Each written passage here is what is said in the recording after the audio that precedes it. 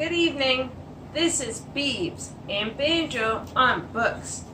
Today, we're here to talk to you about our favorite tea from David's Tea. Blackberry Blizzard. It's a berry tart tasting tea. It's very fruity and refreshing in the summertime or nice hot in the winter. Right now I'm drinking it cold. It looks like this. It's a nice purple color. And my David's teacup. It's so good. I usually add a little bit of unicorn syrup to give it a little bit of a sweeter taste. It almost tastes like a blizzard or like a slushy, like a berry slushy. It's so good. I highly recommend it. It's my all-time favorite tea from David's Tea.